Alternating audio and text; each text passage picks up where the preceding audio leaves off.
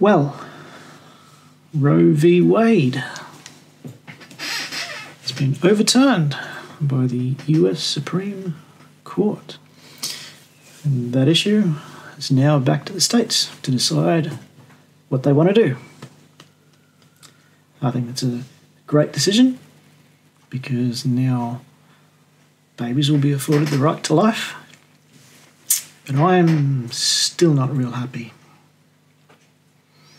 And I will explain why. But before I do that, my name is Steve, and this is Christianity Out Loud's weekly word. So before I delve in, why don't you go check out the website, christianityoutloud.com.au. It's got links to all of these videos. It's got links to all of the social media, which you can follow me on and join in the conversation if you wish. It's got a link to the book, Bread of Life. You can go and buy that. Links to merchandise and links to support me and what I am trying to do if you would like to do so. So before I delve in, why don't you just hit the subscribe bell, be it on YouTube or Rumble or Spotify if you are listening, or Apple or Android or wherever podcasts are found, or wherever this is available. Hit subscribe, that way you won't miss anything. So why am I unhappy? I'm unhappy, a couple of reasons. One, this decision was in the US and probably won't affect Australia a great deal, which I think is unfortunate. But this is an issue, this is my hill, if you like. I believe that life begins at conception. I believe that is backed biologically. I believe life is sacred and children should not be killed. I don't understand how we got to a point where that right there is considered the controversial perspective to hold. That is just beyond me. Okay, children should not be killed, babies should not be killed. That's the controversial position to hold. Astounding. Okay, so several US states have now outlawed abortion entirely. Nuance, I understand. Others have got bills like heartbeat bills, or not before 9 weeks or 6 weeks or something. Sorry, not after 6 weeks or 9 weeks or some period of time. Nuance. I understand the nuance there. And good on those states. They seem to understand that life is sacred. They seem to understand that children in the womb deserve the rights as children outside of the womb. And I know that because even in states that offer abortion, like, say, California, if you happen to kill or murder a lady who is pregnant and the baby dies while still in the womb, you're actually charged with 2 counts of murder. It's double murder. So even they do understand that it is life.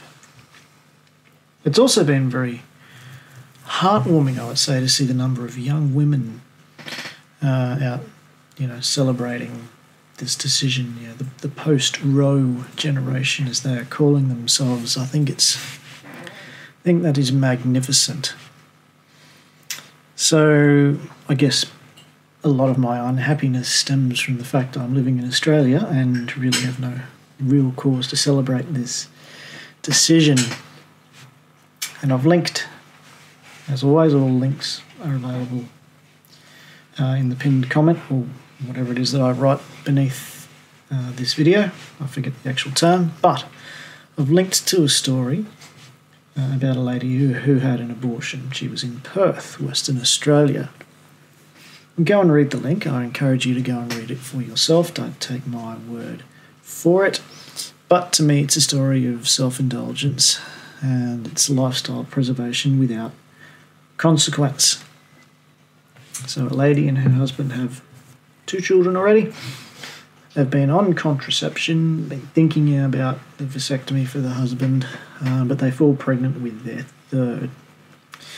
And she wants to maintain her lifestyle, the lifestyle she and her family have. The 3rd child would have caused a disruption to this lifestyle, so her solution, we go and abort the child. No medical reason, no health risk to her, no danger to the child, no issues of separation or domestic abuse or inability to provide for the child. No reason other than it would have been an inconvenience. And I say, ma'am, are you serious? That's the best we can do is, it would have been an inconvenience. The laws of Western Australia allowed this to take place. So to the Western Australian Premier, Mark McGowan, I say, are you serious? You bang on about a woman's right to choose, but you've had some of the strictest vaccine and mask mandates over the past 2 years. So it's not a choice at all. You, McGowan, you and the rest of your pro lockdown, mask and vaccine mandate premiers don't believe in choice at all. You just believe in the right to murder children. That's what you do. You can't argue one and not the other. There's no choice, and you've made that absolutely abundantly clear. If I don't go and get this vaccine, well, I'm murdering everyone else's grandparent. I mean, that's what you told me. That is what you told me. If I don't go and get my children, the ones who seemingly are afforded the right to life, if I don't go and get them vaccinated, then they're killing their own grandparents. So there's no choice in any of this. If I don't wear a mask, I'm endangering the lives of everyone else around me, and how dare I? But you reassure me that I do have a choice. I can remain unvaccinated and mask-free, but you will prevent me from working and going anywhere and seeing anybody. Generally prevent me from living. I'm free to choose, but I'm not free of the consequences of those choices. That's what you said. That's what you and Andrews and Palaszczuk and the rest of them said. Well, apply the same principle here. You're free to kill your unborn child, but you are not free of the consequences of committing such an act. Apply the same standard. And I'm aware that I'm asking a politician to apply a standard, which is a hard ask to begin with. See, for far too long, the church has sat on its corporate hands and accepted compromise. Okay, for too long, the church has sat on its corporate hands and accepted that the church and state should be separate. For too long. For too long, individual Christians in so-called secular workplaces have kept quiet. They've kept quiet in their social circles. They've kept quiet in their public forums instead of standing up for the gospel message. Where's that gotten us? And I'll stick to close to home so as to not be misrepresenting any other part of the world. I'll stick to Brisbane and Queensland. Where has the separation of church and state got us? Well, it's got us drag time story hour, funded by the council in Brisbane City. It's got gender being redefined in Queensland state schools. I mentioned the genderbread man that book, which is being used in a high school here in Brisbane previously. We've got children being encouraged to undergo irreversible medical, chemical, surgical treatment without parental consent. And we've removed masculinity from society totally. That's where the church, as a corporate entity, and individual Christians, that is where sitting on our hands has gotten us. So, are you happy with that? Are you happy with those aforementioned, that list? May I remind you that here in Queensland, if a baby is born alive during an abortive procedure, since abortion is allowed in Queensland for up to 9 months for no reason whatsoever, if a baby is born alive during this procedure, they are not, I repeat, not to be given life support. They are not to be given life-maintaining care. They are to be left to die. That's the law here in Queensland. Now, if you've got any degree of humanity, that should break your heart. A tear should be rolling down your cheek hearing that. I've linked to that law before. If they're born alive, they are left to die. That's the instruction. But where's the church here in Queensland on that? How many individual Christians have written to their local members of parliament demanding that that law is changed? Demanding that at the very least, if we're going to plan to kill the child, if we can't manage to do that, then at least we let it live.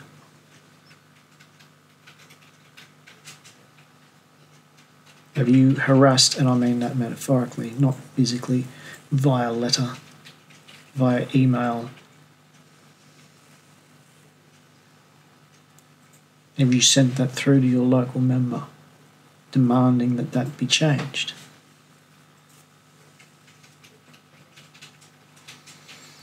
You know, South Australia, my old South Australia down there, they're about to implement telehealth abortions. So all you got to do now is make a phone call. Ring, ring, excuse me, good afternoon, this is South Australian Health. Yes, hello, I'm pregnant and no longer wish to be. I was wondering if you could send me the abortion pills. Certainly, ma'am. What is your address? They're on their way. There you go. That easy. And according to them, according to the South Australian spokesperson who I heard the other day, this is great news for women and pregnant people. Pregnant people. There you go. And herein lies the absolute incoherence of the entire argument, because these very same people that are going to tell me that it is a woman's right to choose cannot define what a woman is.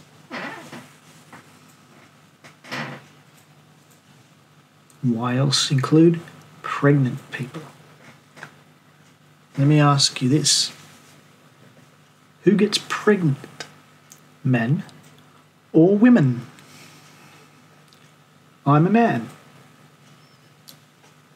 There is no way I will ever be pregnant.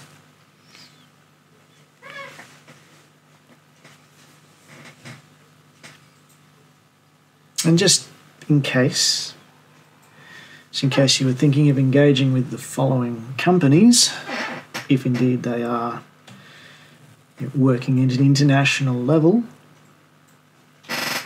they all stated, these companies that I'm about to list, stated that they would cover the cost for their employees to travel interstate, US, travel interstate, receive the health care that they need. In other words, travel interstate to receive an abortion and then come back.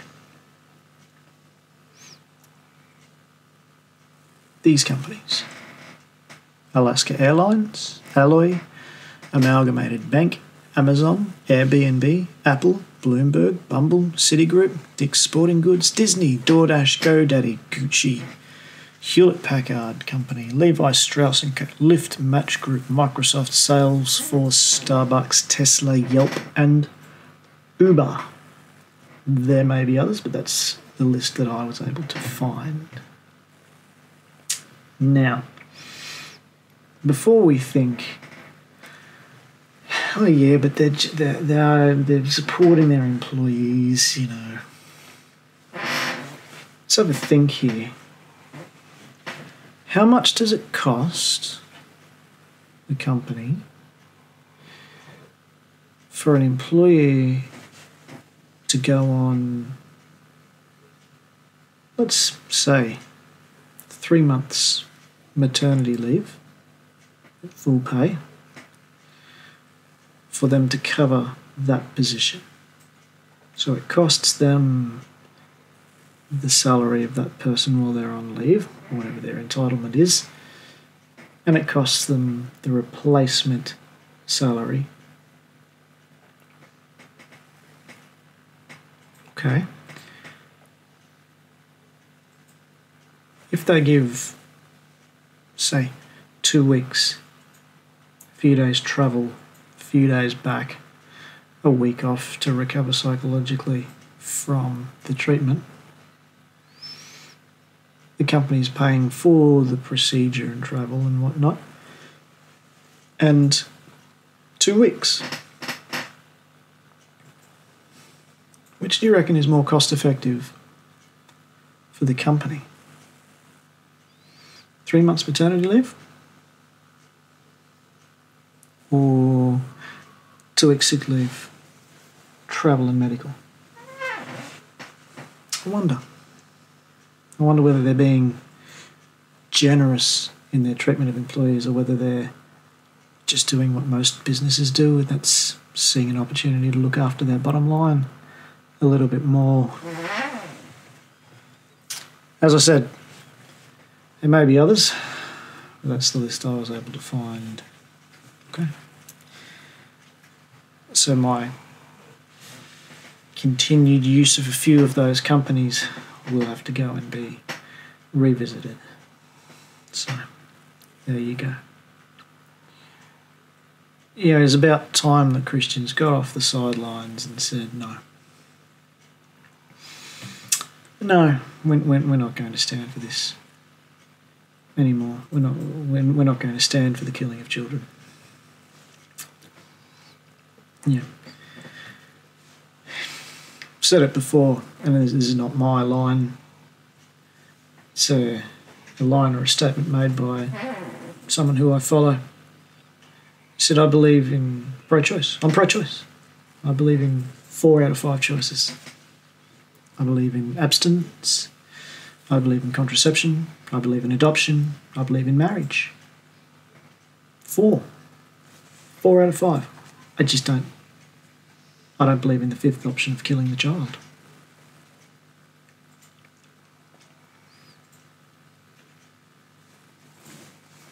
Yeah, I've seen a number of posts or memes on social media that have gone, well, we're now going to withhold sex until we find a man who's got a solid job and is willing to support us through marriage and pregnancy.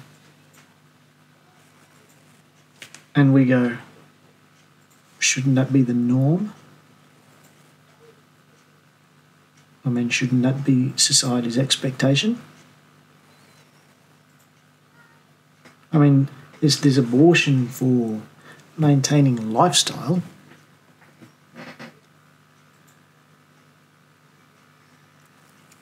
I'll link again below here to a story about how someone, when they were 22, fell pregnant. They weren't married. They had a boyfriend, but they weren't married. They fell pregnant. They weren't ready. So they went and aborted the child. And they're no longer with that particular boyfriend anymore. But they're waiting for the proper or the right person to get married to, so they can then go and have the family. And I just think to myself, the loosening of these laws, what don't they encourage? It's got nothing to do with choice. It's got nothing to do with any of that. What they alleviate is this idea of personal responsibility. If you are not ready to have a family, may I make a bold suggestion? Call me radical. May I suggest that you don't participate in the activity that has the potential of leading to pregnancy?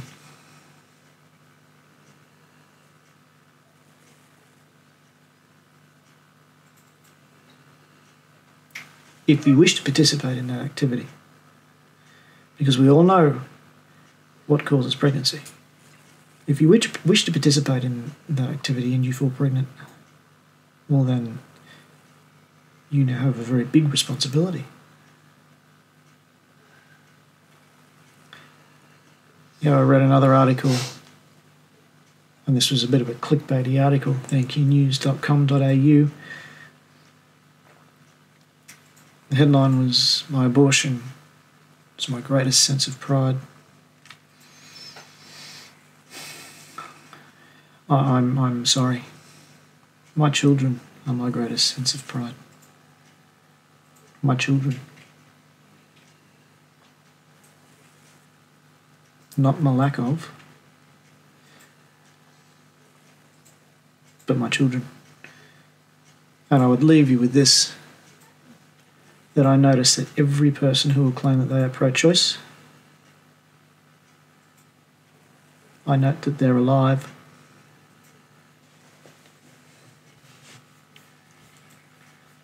And where do we stand scripturally? Psalm 139, 13 to 14. If this doesn't make the Christian worldview and where abortion sits within it abundantly clear, then I don't know what else I need to say. For you formed my inward parts, you knitted me together in my mother's womb. I praise you, for I am fearfully and wonderfully made. Wonderful are your works. My soul knows it very well. Well, there you go. Life, all life, has intrinsic value because it is made in the image of God. Where does that life begin? My mother's womb. Life begins at conception. We need to say no. No to the killing of babies. No to behaviours that can result in unwanted pregnancies. And we need to say yes to the family unit. Mum, dad, then children. Write to your local members. Get these abhorrent abortion laws off the books here in Australia, much like they've been able to do in many states in the US. And it is wonderful to see life preserved, life considered sacred. Until next week, God bless.